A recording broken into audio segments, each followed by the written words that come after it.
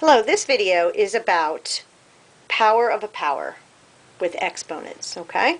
So what that means is you multiply the exponents and then you raise the coefficient to whatever that outside power is.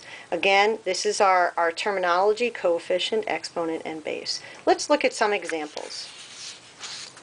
So if I have just numbers of a power raised to a power, notice how there's two exponents in a row without anything else. So it's 2 to the third, and then that is raised to the fifth.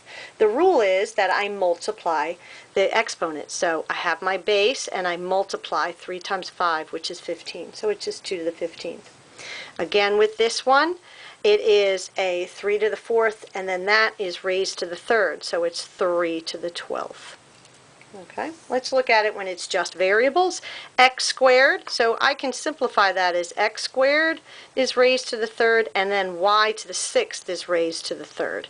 So that's kind of like that intermediate step.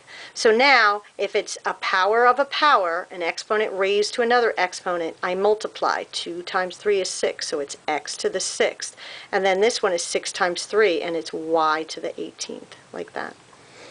Okay, let's look at this one. Again, it's just, I have the base, and it's x squared raised to the third. I multiply, and it becomes x to the sixth. Okay, let's look at this one. That 2 is applied to the parentheses. That means everything in the parentheses must be raised to the second power. So that means 4 squared.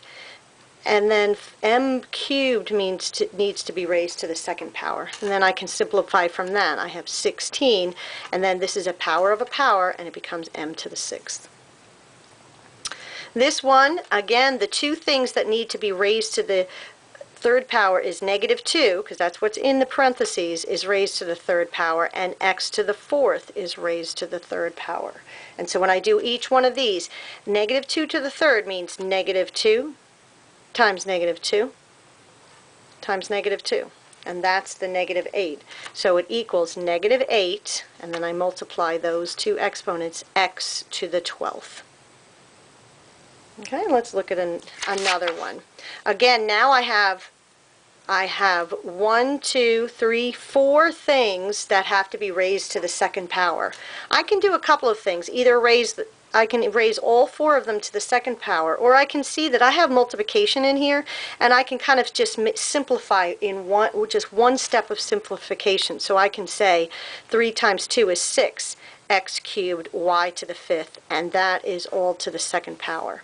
So now my next step is to say 6 to the second power, x to the third to the second power, y to the fifth to the second power. So everything in there gets raised to the second power.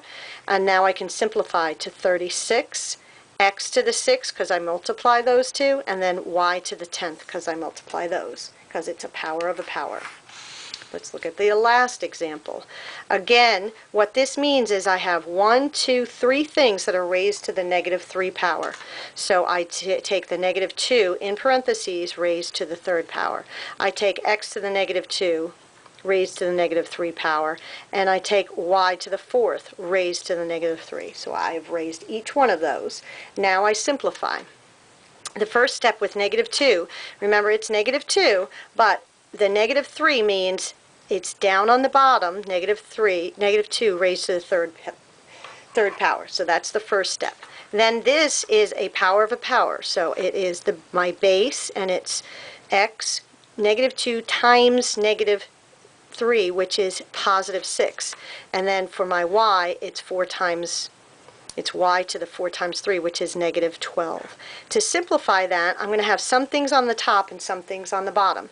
The one over, this is on the bottom, -2 cubed is on the bottom, which gives me a -8. Okay? The x to the 6 stays on the top, but the y to the -12 goes down as y to the 12th, like that. And it means that it's an overall negative number. So I can write negative, and I can say x to the 6th over 8 y to the 12th, like that. It's an overall negative number. Okay, and that's power of the power.